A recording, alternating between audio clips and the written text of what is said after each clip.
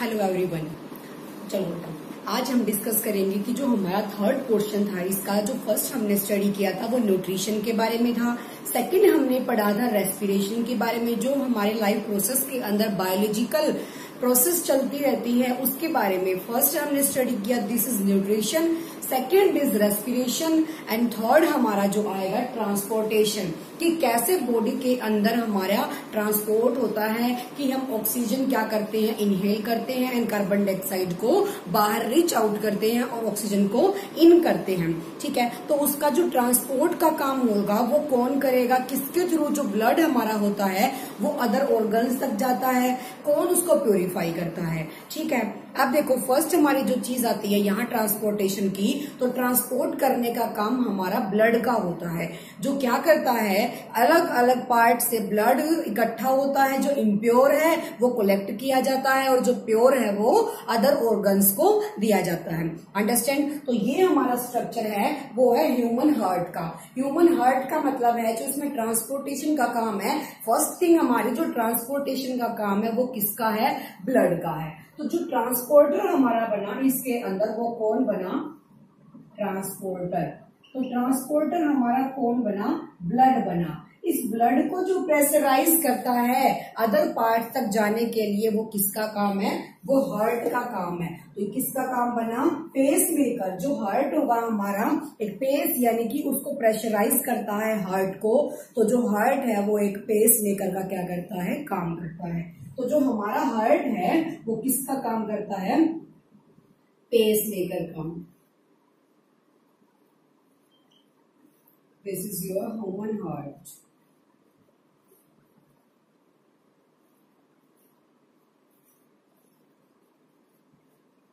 Human heart system. Understand? अब उसके बाद बारी आती है कि जो हार्ट होता है like that another mammals, heart के भी कितने चैम्बर्स होते हैं? 4 चैम्बर्स होते हैं। हार्ट हमारा 4 चैम्बर्स होता है। फर्स्ट यहाँ जो बोला जाएगा इसको बोला जाएगा राइट। सबसे पहली बात एक और देख लीजिए कि हम जब इसको ड्रॉ कर रहे हैं उस टाइम पे हमें राइट पोर्शन ये दिखता है, लेकिन जब हम ऐसे खड़े हैं अपनी बॉडी को लेके, मान लिया हमने अपना ही ये बनाया है, तो राइट हमारा कौन सा है? ये वाला। तो जो ये पोर्शन बनेगा हमारा राइट बनेगा और ये पोर्शन हमारा लेफ्ट बनेगा। ठीक है, अब देखो तो ये हमारा बना राइट एट्रियम। इसके नीचे जो नीचे वाला पोर्शन है वो क्या बनेगा हमारा? Right ventricle. Right ventricle. और यहाँ इस पोर्शन में बनेगा लेफ्ट एट्रियम और यहाँ बनेगा left ventricle. Ventricle atrium. Understand? अब उसके बाद बारी आती है कि कैसे हमारा इस हार्ट के अंदर क्या क्या पोजीशन होती है, कहाँ जाके एक डबल सर्कुलेशन कैसे होगी, कि कार्बन डाइऑक्साइड कैसे हमारी कलेक्ट की जाती है और किस तरीके से वो ब्लड ऑक्सीजनेट यानी कि प्योर हो जाता है। एक और बात, इन चैम्बर्स को जो कनेक्ट करने वाली वॉल होती है उसको बोला जाएगा सेप्टम। वो होती है हमारी जो सेप्टम, जो चैम्बर्स को क्या करती है? कनेक्ट करती है, दोनों के बीच की जो वॉल है। और ये हमारी जो बनी है कार्डियक मसल। ये क्या बन जाएगी? हमारी कार्डियक मसल। चलो उसके बाद बारी आती है कि कैसे बॉडी के अंदर कौन सी जो मसल्स हैं क्या करती हैं? ब्लड को कलेक्ट करती है और कौन सी ब्लड को आगे ऑर्गन्स तक भेजती है, यानी कि प्योरीफाई ब्लड को। ठीक है, अब देखो उसके बारे में जो बात है, ये मान लिया हमारा एक सपोज ह्यूमन हार्ट है, यहाँ मैंने ह्यूमन हार्ट। तो जो इस तक ब्लड पहुंचाने का काम किसका है? वो है वेन्स का। इस तक ब्लड पहुंचाने का काम किसका है? वेन्स का है। और यहाँ से निकलने के बाद जो आगे ब्लड प्यूरिफाई होके हार्ट से आगे तक पहुंचाने का काम किसका है? आर्टरीज का है। आर्टरीज का है। अंडरस्टैंड? उसके बाद जाके जो ब्लड होगा अलग अलग पार्ट्स में डिवाइड हो जाएगा। तो यहाँ पे एक ट्यूब की तरह होते हैं, उस ट्यूब को बोला जाता है कैपिलरीज। कैपिलरी ट्यूब होती है आगे। जो ब्लड को क्या करती हैं, डिफरेंट डिफरेंट ऑर्गन्स तक भेजती हैं। तो जो ब्लड तक, ह्यूमन हार्ट तक जो ब्लड कलेक्ट किया जाता है, इम्प्योर ब्लड, क्योंकि उसके अंदर कार्बन डाइऑक्साइड क्या होती है, मिक्स होती है, तो उसके अंदर हार्ट तक जो वेन्स देती हैं वो ब्लड देती हैं। जो हार्ट से प्यूरिफाई होके ब्लड दोबारा आगे जाता है, उसको कौन सेंड करता है, दिस इज आर्टरीज। कौन करता है, आर्टरीज करती हैं। उसके बाद बारी आती है सॉरी उसके बाद बारी आती है कि डबल सर्कुलेशन कैसे होगा हमारी बॉडी के अंदर। तो यहां मैं करके दिखा देती हूँ आपके पास, ये लेफ्ट वेंट्रिकल यहाँ लिखो, ठीक है। डबल सर्कुलेशन की जब बात आती है तो डबल सर्कुलेशन हमारा क्या बनेगा,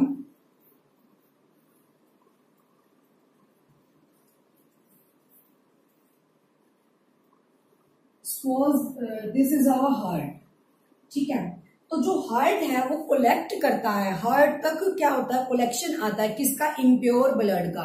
तो जो हार्ट तक इम्प्योर ब्लड आएगा, यानी कि इस ब्लड के अंदर क्या होता है, CO2 यानी कार्बन डाइऑक्साइड होती है। तो इसका जो ब्लड आएगा, इसने हार्ट में क्या किया, कार्बन डाइऑक्साइड को लिया। कार्बन डाइऑक्साइड लेने के बाद हार्ट से क्या हुआ, प्यूरिफिकेशन हुआ ब्लड का।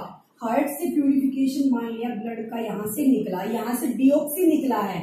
यहाँ पे जो ब्लड है वो कैसा है, डीऑक्सीजनेटेड। डीऑक्सी का मतलब देखा जाए तो इम्प्योर ब्लड, जो इम्प्योर ब्लड यहाँ से निकला है, अंडरस्टैंड। तो डीऑक्सी ब्लड जो यहाँ से निकला है वो हार्ट से, पहले तो हार्ट तक देने का काम ब्लड का किसका था, वेन्स का था। जो इम्प्योर ब्लड हार्ट तक भेजा गया वो कौन सा था, यानी कि जिसमें मिक्स है कार्बन डाइऑक्साइड, उसको भेजने का काम वेन्स का था। तो ये वेन्स कौन सी हो गई, लोअर वाली वेन्स हो गई, जो हार्ट तक क्या कर रही है, ब्लड दे रही है। तो जो ऊपर हार्ट से निकल के लंग्स तक गया है ब्लड, मान लिया ये हमारे क्या है, लंग्स है। तो लंग्स से जो ब्लड जाएगा वो हमेशा ही कैसा जाएगा, ऑक्सीजनेटेड, जिसके अंदर मतलब ऑक्सीजन, यानी कि जो प्योर ब्लड होगा वो जाएगा। तो फिर दोबारा से ये प्योर ब्लड किस में आ जाएगा, हार्ट में आ जाएगा, ठीक है। फिर यहां दोबारा से क्या होगा,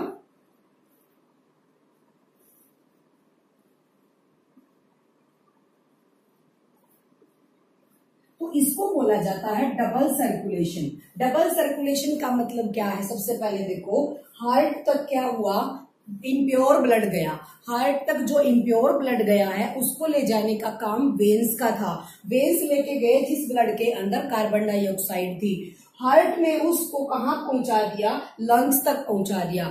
हार्ट से लंग्स तक जो ब्लड गया है उसको पहुंचाने का काम पल्मोनरीज का है। पल्मोनरीज जो होती है, उसके बाद लंग्स में जो ब्लड दिया प्यूरिफाई करके, उसके अंदर ऑक्सीजनेटेड ब्लड है, यानी कि प्योर ब्लड है। फिर दोबारा से वो ब्लड कहाँ आ जाएगा, सेल्स के अंदर आ जाएगा यहां से। तो यानी कि डबल सर्कुलेशन हुआ। फिर यहाँ पे जो इम्प्योर ब्लड होगा उसको दोबारा से जो वेन्स क्या करेंगी, हार्ट तक देंगी, हार्ट उसको लंग्स तक देगा, लंग्स उसको दोबारा से ऑक्सीजनेट करके दोबारा से कहाँ ट्रांसफर कर देगा, सेल्स के अंदर, यानी कि अदर ऑर्गन से। यानी कि जो ट्रांसपोर्टेशन होगा बार बार इम्प्योर ब्लड से प्योर में कन्वर्ट करने का, फिर दोबारा से जो इम्प्योर बना है उसको दोबारा से प्योर में कन्वर्ट करने का, यानी कि सेल्स से सबसे पहले कलेक्ट किया गया इम्प्योर ब्लड ह्यूमन हार्ट तक दिया गया, हार्ट ने उसको लंग्स में ट्रांसफर कर दिया। ट्रांसफर करने के बाद लंग्स से जो प्योर ब्लड हमारा निकला है वो क्या बनेगा, हमारा दोबारा से ऑक्सीजनेटेड ब्लड बन जाएगा, यानी कि प्योर ब्लड।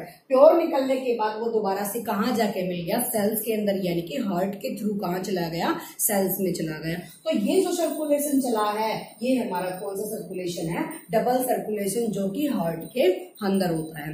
अंडरस्टैंड, इतनी सी बात समझ आई। ये इसका सिर्फ बेसिक था कि कैसे इसमें सर्कुलेशन होता है, कहाँ से ब्लड प्योर निकलता है और कहाँ से इम्प्योर कलेक्ट किया जाता है। तो जो इम्प्योर को कलेक्ट करती है वो वेन्स करती हैं, और जो प्योर बना के भेजती हैं वो आर्टरीज होती है, ठीक है। अब देखो, अब बारी आती है इसकी, फोर्थ चैम्बर होते हैं, फोर्थ चैम्बर, ठीक है। अब जब वहां से सबसे पहले जो सबसे ज्यादा जो ब्लड आएगा, ब्लड यानी कि इम्प्योर ब्लड, उसको बोला जाता है वेना कावा, यानी कि यहाँ से जो भी ब्लड हमारा इम्प्योर ब्लड इसके अंदर फिल हुआ है, तो यानी कि फर्स्ट चैम्बर के अंदर, जिसको बोला जाता है राइट एट्रियम, तो जो जिस जहां से हमारा मैक्सिमम ब्लड जाएगा उसको बोला जाएगा वेना कावा। इसको वेना कावा नाम क्यों दिया गया है? क्योंकि जो इम्प्योर ब्लड है उसको लेके आने का काम किसका है? वेन्स का है। तो जहां से जब से ज्यादा ब्लड आएगा उनको बोला जाएगा वेना कावा। ठीक है, तो यहां से जब ब्लड आया है, इस पोर्शन में जब ब्लड ने एंट्री की तो उस टाइम पे ये पोर्शन क्या था? हमारा रिलैक्स पोजीशन पे था। ये हमारा रिलैक्स पे था और ये कॉन्ट्रैक्टेड था। तो जब यहां से क्या हो गया, एकदम से इस प्रेशराइज करके ये ब्लड इस पोर्शन में आया, यानी कि राइट वेंट्रिकल में एंटर किया। राइट वेंट्रिकल में एंटर के बाद ये पोर्शन हमारा कॉन्ट्रैक्टेड हो जाएगा और ये क्या हो जाएगा? रिलैक्स। यानी कि सबसे पहले वेना कावा ने दिया तो एक पोर्शन हमारा रिलैक्स रहेगा और दूसरा कॉन्ट्रैक्टेड रहेगा। यानी कि राइट एट्रियम अगर हमारा रिलैक्स है तो ये पोर्शन हमारा क्या बनेगा? कॉन्ट्रैक्टेड बनेगा। ठीक है, जब ये कॉन्ट्रैक्टेड है तो ये क्या बन जाएगा? रिलैक्स बन जाएगा। अंडरस्टैंड? तो जब ये इकट्ठा कर रहा है, ब्लड को कलेक्ट कर रहा है जो वेना कावा से आया है, तो उस टाइम ये रिलैक्स है। फिर अगर ये एकदम से प्रेशराइज होके इस पोर्शन में, इस चैम्बर में आता है, राइट वेंट्रिकल में आता है, तो वो क्या हो जाएगा? ये कॉन्ट्रैक्टेड यानी कि क्लोज हो जाएगा और ये वाला रिलैक्स हो जाएगा। तो यहां से आने के बाद फिर ब्लड कहाँ जाएगा? दोबारा से ऊपर की तरफ जाएगा। ऊपर की तरफ यानी कि लंग्स की तरफ। लंग्स की तरफ जाके प्यूरिफाई होने के बाद ब्लड फिर दोबारा से कहाँ जाएगा?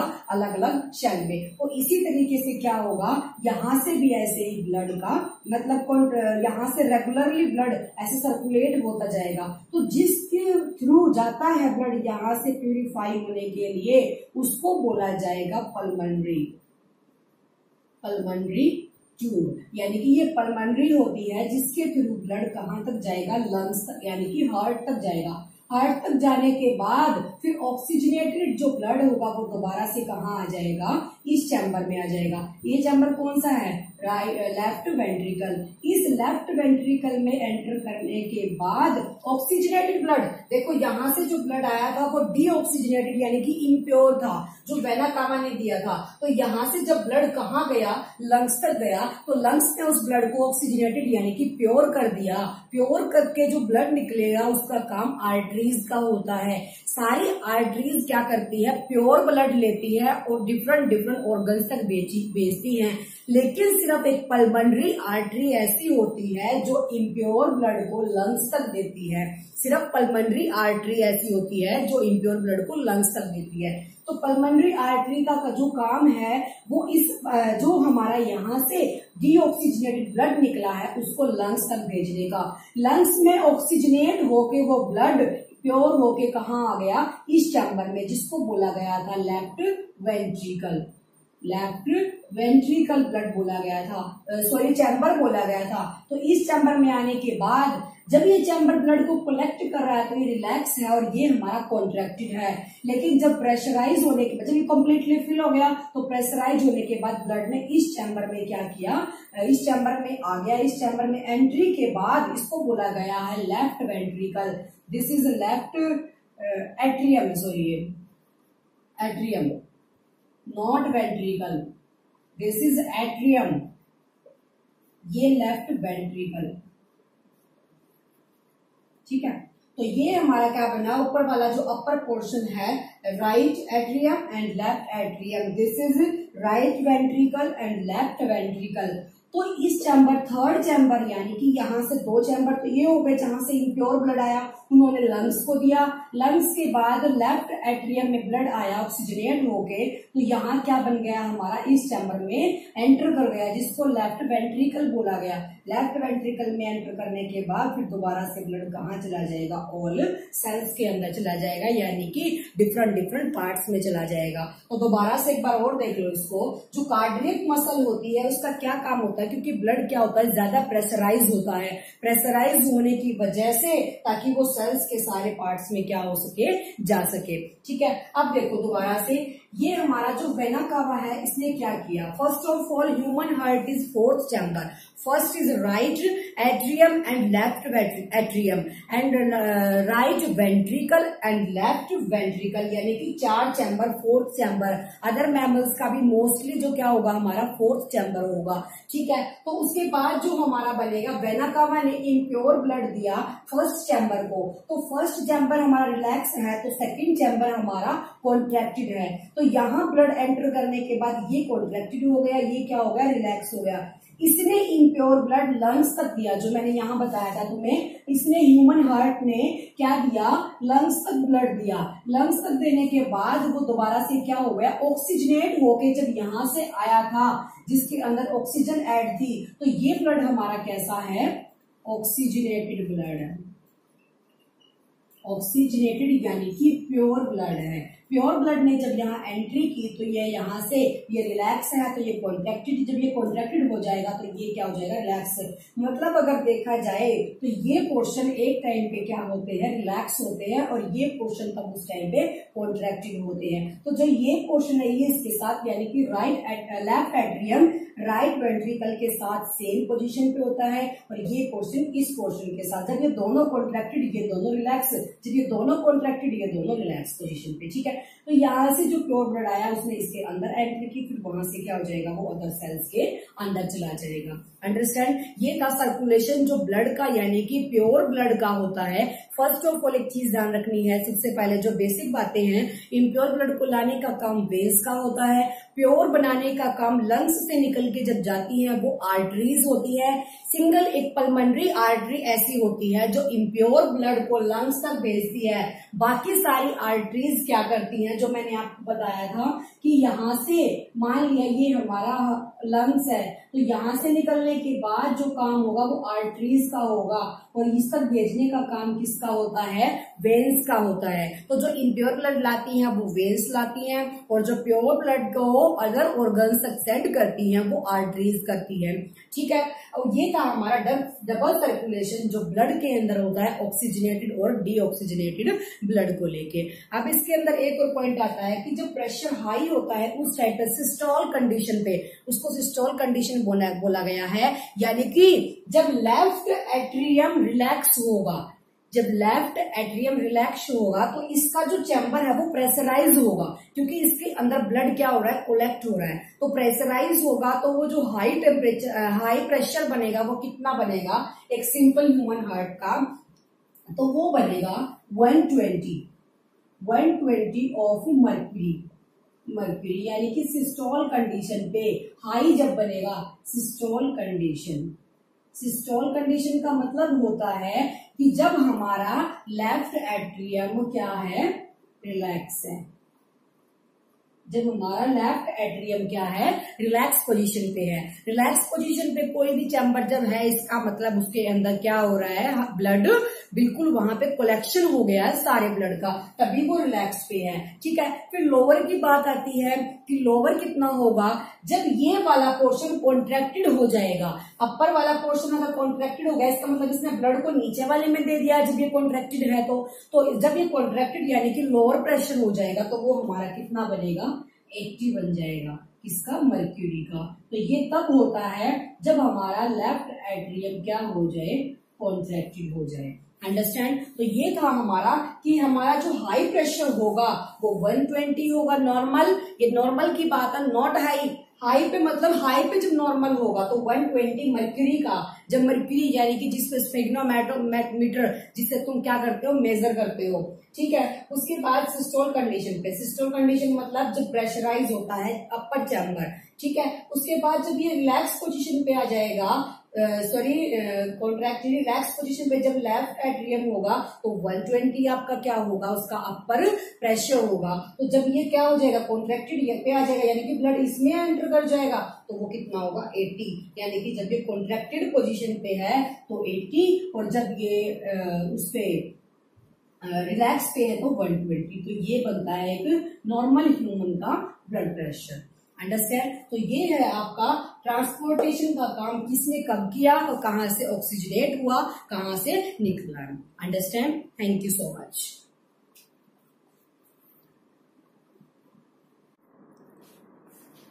अब तक हमने पढ़ा था लास्ट में जो ह्यूमन बींग्स के अंदर ट्रांसपोर्टेशन होगा। अब नेक्स्ट होता है हमारा जो ट्रांसपोर्टेशन प्लांट्स के अंदर होता है, क्योंकि प्लांट्स भी किस में आते हैं, लिविंग थिंग्स में आते हैं, क्योंकि वो भी क्या करते हैं, रेस्पिरेट करते हैं। तो उसके अंदर फोटोसिंथेसिस प्रोसेस के थ्रू तो जो ट्रांसपोर्टेशन होगा वो किसके अंदर भी होगा, प्लांट्स के अंदर। प्लांट्स के अंदर जो ट्रांसपोर्टेशन होता है वो या तो वाटर मिनरल्स का होता है या फिर किसका होता है, फूड का होता है। तो फर्स्ट जो होगा हमारा जो ट्रांसपोर्टेशन हमारा किसका होगा, वाटर प्लस मिनरल्स का होगा। इसको कौन ट्रांसपोर्ट करेगा, उसको बोला जाएगा जाइलम।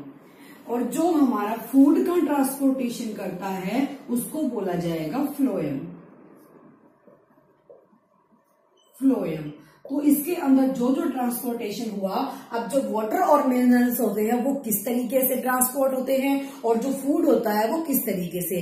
फर्स्ट हमारा आएगा यहाँ पे जब वाटर और मिनरल्स का होगा उसको बोला जाएगा जाइलम। अब देखो यहाँ पे सिंपल सा एग्जांपल जो है, मान लिया हमने यहाँ कोई प्लांट ले लिया, इसके अंदर जो जाइलम का होता है वो कहाँ से कहाँ तक होता है, हमेशा ही जो वाटर और मिनरल का ट्रांसपोर्टेशन होगा वो रूट से लेके प्लांट के अपर पार्ट तक होगा। तो जो जाइलम है वो क्या करता है, रूट से लेके इसके अपर पोर्शन तक क्या करेगा, वाटर और मिनरल्स का ट्रांसपोर्टेशन करेगा। एक प्रोसेस तो इसके अंदर ये आती है, ऑल प्लांट्स कैरी सेल्स, जितने भी प्लांट्स होते हैं उन सब के अंदर सेल्स मिलते हैं जो क्या करते हैं, ट्रांसपोर्टेशन में हेल्प करते हैं। तो जो मान लिया हमने इस पोर्शन के अंदर इस तरीके से सेल्स दिए गए हैं, कहाँ तक, रूट तक। तो जहां ये ऊपर वाला वाटर है, जब ये वापस बाहर निकल जाएगा प्लांट से, ये वाला मॉलिक्यूल, तो यहाँ पे जो सब में वाटर के मॉलिक्यूल्स हैं, क्योंकि रूट से क्या लिया है, सेल्स ने वाटर लिया है, रूट्स से सेल ने क्या किया, वाटर को कलेक्ट किया है।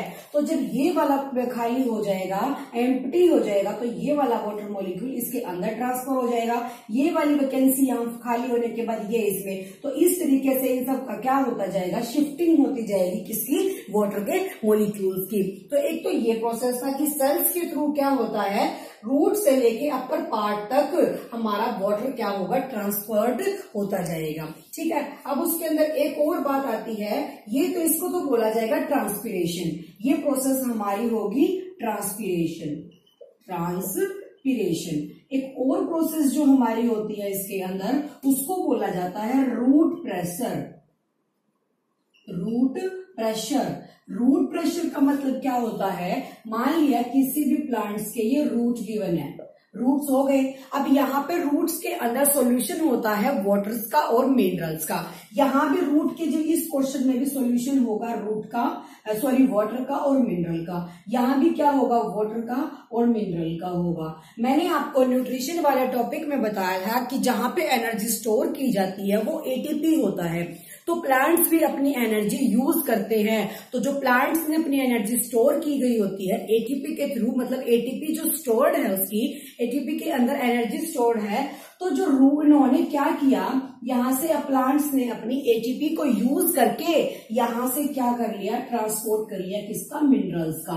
रूट से ट्रांसपोर्ट का मिनरल किया यहाँ पे। तो यहाँ पे जो मिनरल्स है उनकी क्वांटिटी क्या हो गई, मैक्सिमम हो गई। मिनरल्स की क्वांटिटी मैक्सिमम। जब रूट से मिनरल का ट्रांसपोर्ट हुआ इस सॉल्यूशन के अंदर, तो मिनरल्स की जो क्वांटिटी है वो मैक्सिमम हो गई, वाटर की क्वांटिटी लो हो गई। ठीक है। उसके बाद जब कोई भी चीज होती है हाई वाली लो की तरफ जाती है, हमेशा ये उसके पास टेंडेंसी होती है कि कोई भी चीज लो प्रेशर में होगी वहां पे हमेशा हाई प्रेशर आएगा, यानी कि हाई जाता है लो की तरफ, हाई टू लो प्रेशराइज होता है। तो यहाँ जब वाटर के मॉलिक्यूल्स जाता है, यहाँ लो है तो ये खुद क्या कर देगा, यहाँ पे ट्रांसफर हो जाएगा। तो यहाँ पे भी क्या हो जाएगा, वाटर एंड मिनरल। तो इस तरीके से क्या होगा, रूट प्रेशर के अंदर ट्रांसपोर्टेशन होगा। अंडरस्टैंड। दोबारा से देख लो, इस पोर्शन के अंदर इसके प्लांट के सॉल्यूशन है वाटर का और मिनरल का। ठीक है। तो उसको भेजने का काम किसका है, जाइलम का है। तो यहाँ पे वाटर और क्या है, मिनरल्स हैं। तो यहाँ से क्या किया, कुछ एटीपी यूज करके इसने कुछ आयंस ले लिए मिनरल के, अपनी एटीपी को यूज करके प्लांट ने अपनी एनर्जी का यूज करके यहाँ से मिनरल्स ले लिए। यहाँ से मिनरल्स ले लिए तो इसके पास मिनरल्स की क्वांटिटी मैक्सिमम हो गई, तो यहाँ वाटर की लो हो गई। तो वाटर अपने आप क्या हो जाएगा, इस हाई प्रेशर से लो प्रेशर में चला जाएगा। तो इस तरीके से रूट प्रेशर के थ्रू भी वाटर और मिनरल्स का क्या होता है, ट्रांसपोर्टेशन होता है। अंडरस्टैंड। अब उसके बाद नेक्स्ट आता है कि फूड का कैसे होगा। फूड का जो ट्रांसपोर्टेशन होता है वो हमेशा ही ग्रीन पार्ट से, जहां पे ग्रीन पार्ट है वहां से कहाँ होगा, नॉन ग्रीन पार्ट तक होगा किसी भी प्लांट के। किसी भी प्लांट का अगर ग्रीन पार्ट है वो हमेशा कहाँ जाएगा, नॉन ग्रीन पार्ट की तरफ फूड को ट्रांसफर करेगा। उस ट्रांसफर को काम करने का काम किसका है, फ्लोएम का है। अंडरस्टैंड। अब देखो मान लिया हमारा यहाँ पे है ग्रीन पार्ट, जो ग्रीन पार्ट है किसी भी प्लांट का, मान लिया यहाँ पे है, ठीक है, यहाँ पे लीव्स है इसके, तो यहाँ ऑब्वियसली इसका क्या है, ग्रीन पोर्शन है। ग्रीन पोर्शन यहाँ है तो इसके पास फूड अवेलेबल है। फूड को नाम दिया गया है, प्लांट्स के अंदर जो फूड होते हैं उनको नाम दिया गया है सुक्रोज का, सुक्रोज। अंडरस्टैंड। तो यहाँ क्या है, फ्लोएम, जो नियर है उसके फ्लोएम का पोर्शन है जो ट्रांसपोर्ट का काम करता है फूड का। ठीक है। अब देखो मान लिया मैं यहां मान लू non green part, non green part है किसी भी प्लांट का, तो ऑब्वियसली ग्रीन पार्ट को फूड की नीड नहीं होगी, वो पहले ही क्या सेटिस्फाइड है। तो जो नीड की है किसको, नॉन ग्रीन पार्ट को, तो ये हमारा नीडेड पॉइंट हो गया जहां पे हमें फूड को भेजना है। अंडरस्टैंड। तो उसके बाद क्या होगा, जो फूड है यहाँ पे ये सुक्रोज है, ये सुक्रोज यहाँ मैक्सिमम क्वांटिटी के अंदर है क्योंकि यहाँ पार्ट कैसा है, ग्रीन पार्ट है। तो ये क्या करेगा, प्लांट अपनी एटीपी को खर्च करके, अपनी एटीपी का यूज करके, एटीपी मीन्स उसकी एनर्जी जहां स्टोर है, प्लांट की जो एनर्जी स्टोर्ड है वो एटीपी के अंदर है, वो अपनी एटीपी का यूज करके यहां से फूड का ट्रांसपोर्ट कहां तक कर देगा, फ्लोएम तक कर देगा। फूड यानी कि सुक्रोज। तो यहाँ पे किसकी क्वांटिटी बढ़ जाएगी, सुक्रोज की क्वांटिटी हो जाएगी। जब यहाँ सुक्रोज की क्वांटिटी मैक्सिमम हो गई है तो वाटर की क्वांटिटी क्या हो जाएगी, लो हो जाएगी। वाटर की क्वांटिटी मिनिमम हो गई यानी कि कम हो गई। तो यहाँ हमारा जो जाइलम है जिसके पास वाटर और मिनरल्स होते हैं, ये अपने मिनरल्स कहाँ दे देगा, वाटर जो इसका वो इसके अंदर ट्रांसफर हो जाएगा। तो यहाँ किस किस की क्वांटिटी हो गई, वाटर की और सुक्रोज की हो गई। जब इस वाले पोर्शन में, फ्लोएम वाले पोर्शन में सुक्रोज भी मैक्सिमम है और वाटर भी मैक्सिमम है, तो ये कैसा बना हमारा, हाई प्रेशर वाला एरिया बन गया। जब सुक्रोज की भी और वाटर की भी क्वांटिटी हमारे पास मैक्सिमम है तो ये पोर्शन हमारा बना हाई प्रेशर का। ऊपर जो अपर बना हमारा हाई प्रेशर, नीचे बना हमारा लो प्रेशर। तो हमने पीछे भी बताया था कि जो टेंडेंसी होती है वो हाई प्रेशर से लो प्रेशर तक कोई भी चीज ट्रांसपोर्ट करने की उनकी खुद की इतनी पावर होती है। तो कोई भी चीज जब यहाँ हाई प्रेशर में है तो वो कहाँ जाएगी, लो प्रेशर की तरफ जाएगी ऑब्वियसली। तो जब यहाँ से ये लो प्रेशर की तरफ जाएगी तो यहाँ से नॉन ग्रीन पार्ट क्या कर लेगा, वाटर और सुक्रोज को एक्सेप्ट यानी कि अपनी तरफ खींच लेगा। तो यहाँ से नॉन ग्रीन पार्ट क्या करेगा, क्योंकि उसको नीड है, तो जब इसके पास से वाटर और सुक्रोज जा रहा है तो वो ऑब्वियसली क्या करेगा, खींच लेगा किस चीज को, वाटर को और सुक्रोज को। तो इस तरीके से ग्रीन पार्ट से लेके नॉन ग्रीन पार्ट तक हमारा क्या पहुंचा दिया जाएगा, फूड पहुंचा जाएगा। फूड का क्या हो जाएगा, ट्रांसपोर्टेशन हो जाएगा, जिसको फूड के ट्रांसपोर्टेशन को क्या बोला जाएगा, ट्रांसलोकेशन। ट्रांसलोकेशन। तो ये क्या बन जाएगा हमारा, जब फ्लोएम के थ्रू ग्रीन पार्ट से नॉन ग्रीन पार्ट तक हमारा फूड ट्रांसपोर्ट होगा, दिस इज ट्रांसलोकेशन। अंडरस्टैंड। तो ये है हमारा जब ट्रांसपोर्टेशन किसके अंदर होता है, प्लांट्स के अंदर होता है। ठीक है।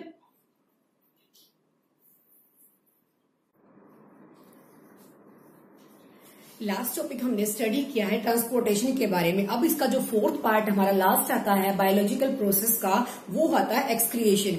एक्सक्रिएशन मीन्स यानी कि एक्सक्रिएशन की नीड हमें क्यों होती है, क्योंकि हमारी बॉडी के अंदर जितना भी वेस्ट मटेरियल है जो कि नाइट्रोजनस वेस्ट है उसको रिमूव करने की भी नीड होती है, वरना वो हमारे पार्ट को, जो ऑर्गन्स हमारी बॉडी के हैं उनको क्या कर सकता है, डैमेज कर सकता है। अंडरस्टैंड। अब जो हमारा यहाँ पे आता है वो आता है ह्यूमन एक्सक्रेटरी सिस्टम। जो इंसान यानी कि ह्यूमन बींग विंग्स का जो एक्सक्रिएशन सिस्टम होता है वो कैसे होता है। एक्सक्रिएटरी सिस्टम के पास क्या होते हैं, 2 पेयर्स ऑफ किडनीज होते हैं। This is right kidney and this is left kidney. 2 is a pair of ureter and a urinary bladder and a 1 urethra। urethra यानी कि जिसके थ्रू क्या होगा, हमारा वेस्ट बाहर यानी कि रिलीज हो जाएगा। तो ये वर्क कैसे करता है, इसकी प्रोसेसिंग कैसे होगी, यहाँ पे ये हमारी होती है राइट किडनी।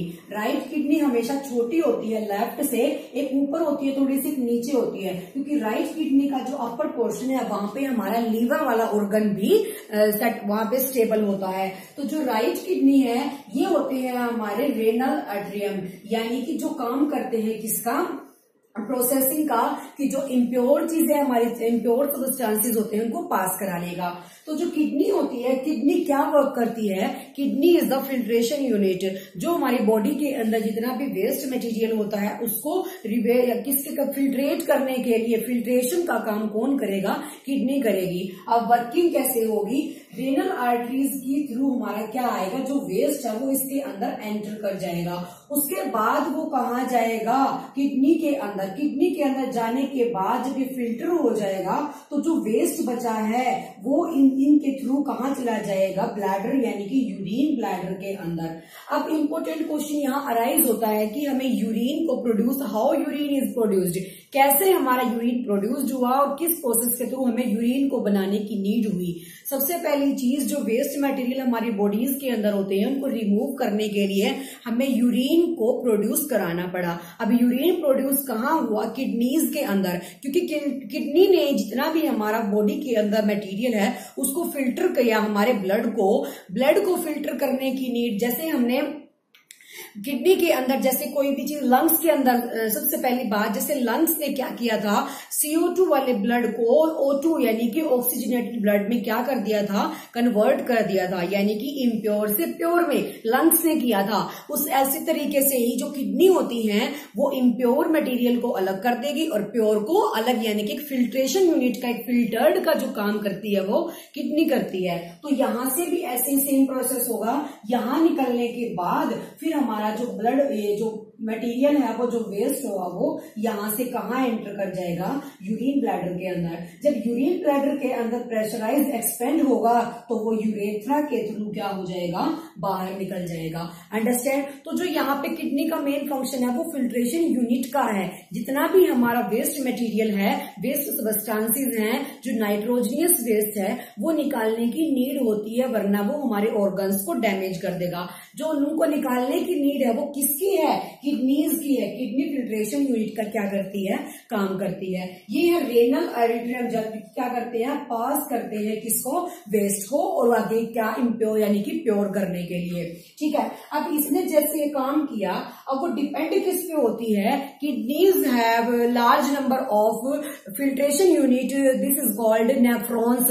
क्या होते हैं, वो क्लोज्ड पैक्ड टुगेदर, यानी कि किडनी के पास फिल्ट्रेशन यूनिट्स होती हैं, यानी कि एक किडनी 1 मिलियन के लगभग क्या करती है, नेफ्रॉन्स होते हैं उसके पास, किडनी के पास, एक किडनी के पास 1 मिलियन के अप्रोक्स, ये अप्रोक्स की बात है, 1 मिलियन के अप्रोक्स क्या होते हैं, नेफ्रॉन्स की यूनिट होती है, उनको नेफ्रॉन्स बोला जाता है, जो क्या करते हैं, फिल्ट्रेशन में हेल्प करते हैं किडनी की। ठीक है। तो किडनी हमारा इंपॉर्टेंट ऑर्गन है बॉडी का। तो अब वो वर्क कैसे करते हैं, ये हमारा स्ट्रक्चर है नेफ्रॉन्स का। हमेशा ही सारे स्ट्रक्चर के ऊपर इंपॉर्टेंट समझ के चलना है, क्योंकि जो CBSE वाला होता है वो हमेशा नेमिंग भी दे सकता है, आपको डायग्राम दे देगा और उनकी नेमिंग पूछ लेगा। तो जो इंपॉर्टेंट पार्ट्स होते हैं, जैसे right kidney, left kidney, renal atrium, renal vein जो होती है पास करती हैं जो प्योर चीजों को, यूरेटर क्या होता है जिसके थ्रू पास होता है, यूरिनरी ब्लडर क्या होते हैं जहां पे वेस्ट हमारा इकट्ठा होता है, कलेक्ट होता है, और यूरेथ्रा के थ्रू हमारा बाहर निकलता है।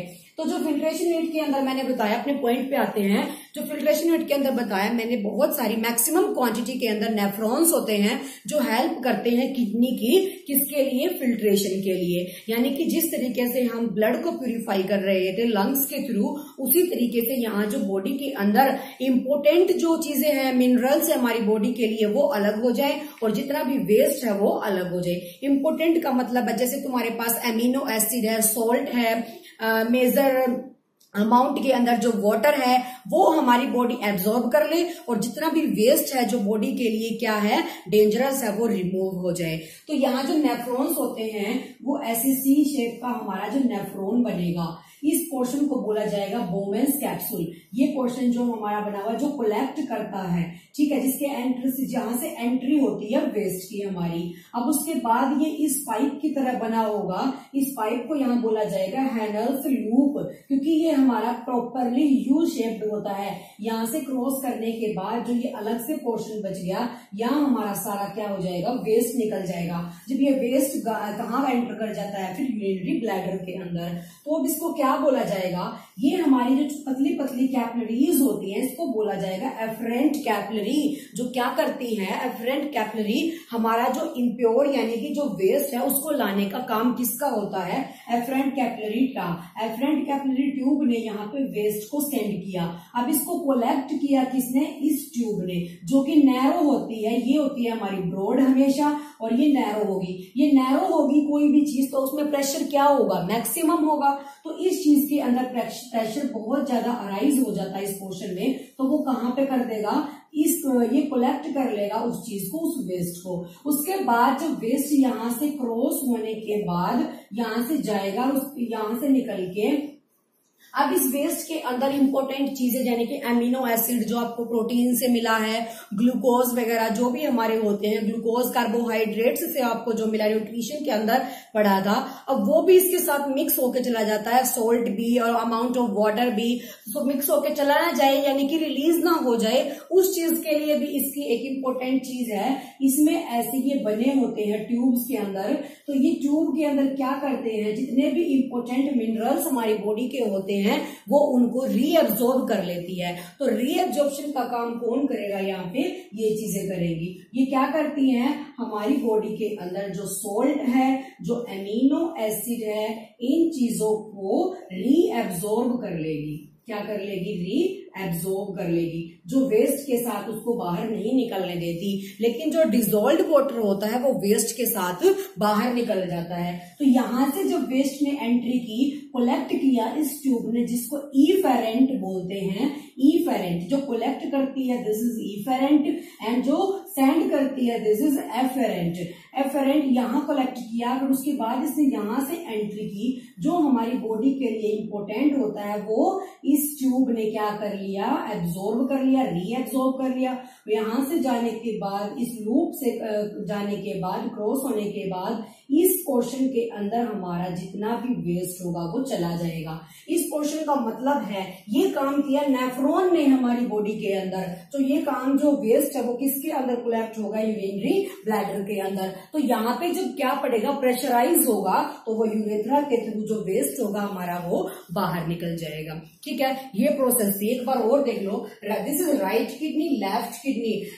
ये क्या होगा, रेनल आर्टरियल रेनल वेन जो पास थ्रू करती है, यानी कि पास करते हैं, काम करती हैं। उसके बाद जो हमारा ब्लड होगा किडनी में आने के बाद प्यूरिफाई होके जो वेस्ट बच जाएगा, फिल्ट्रेशन यूनिट होती है किडनी के पास, जिसको नाम बोला गया है नेफ्रॉन। दोनों किडनी के अंदर यानी कि नेफ्रॉन अवेलेबल है, जो नेफ्रॉन की वर्किंग है कंप्लीट यहाँ पे। तो नेफ्रॉन ने जो काम किया फिल्ट्रेशन का, उसके बाद जो वेस्ट बचा उसको इकट्ठा यानी कि स्टोर किया यूरिनरी ब्लैडर ने। यूरिनरी ब्लैडर में जो प्रेशर एक्सपेंड होगा किसका, यूरेटर से आए हुए वेस्ट का, ये क्या बनेगा हमारा राइट यूरेटर, एंड ये क्या बनेगा लेफ्ट यूरेटर, जो पेयर होता है हमारे पास। तो इन दोनों किडनीज से जो हमारा वेस्ट निकला वो यूरिनरी ब्लैडर में स्टोर्ड हो गया। प्रेशर लगने के बाद वो यूरेथ्रा के थ्रू हमारा क्या हो जाएगा, बाहर निकल जाएगा, जो यूरिन होता है। ठीक है, अब उसके बाद जो किडनीज के अंदर फिल्ट्रेशन यूनिट का काम करता है वो नेफ्रॉन का होता है। नेफ्रॉन ने क्या किया, एक ट्यूब जिसको एफरेंट ट्यूब बोला गया, उसने नेफ्रॉन को वेस्ट ला के दिया।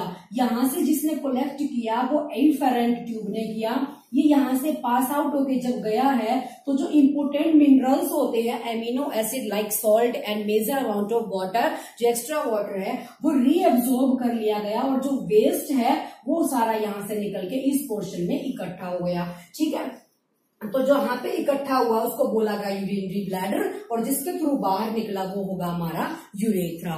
यानी कि जो ये सिस्टम वो ह्यूमन एक्सक्रिएटरी सिस्टम का है। ह्यूमन एक्सक्रिएटरी का मतलब होता है जितना भी वेस्ट हमारी बॉडी के अंदर है उसको रिमूव यानी कि रिलीज करना है।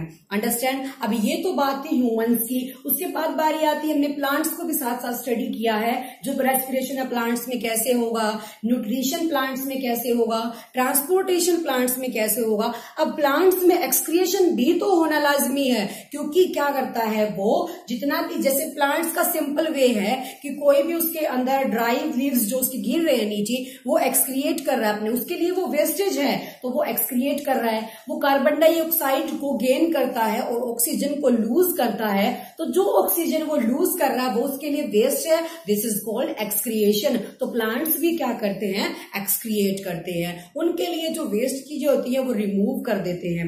अंडरस्टैंड। ये था आपका लाइफ प्रोसेस का कंप्लीट चैप्टर जो हमारा आज कंप्लीट हो गया, जिसके अंदर आपने पढ़ा है न्यूट्रिशन के बारे में, रेस्पिरेशन के बारे में, and transportation and excretory system के बारे में, जितनी भी हमारी बायोलॉजिकल प्रोसेस हमारी बॉडी के अंदर होती हैं। अब किडनी जो है इतना इंपॉर्टेंट पार्ट है हमारी बॉडी के लिए, लेकिन अगर हम डेंजरस चीजें जिसके अंदर पॉइजनस चीजें होती हैं वो बॉडी के अंदर अगर चली जाती है तो किडनी को फेल यानी कि डैमेज कर देती है। तो वहां पे हम एक ट्रांसफर भी कर सकते हैं किडनी का, जिसको आर्टिफिशियल किडनी बोला जाता है, जो प्यूरिफाई करने का काम करती है, किसको, ब्लड को या फिर और चीजों को, जितना भी हमारा मटेरियल है बॉडी के अंदर। अंडरस्टैंड।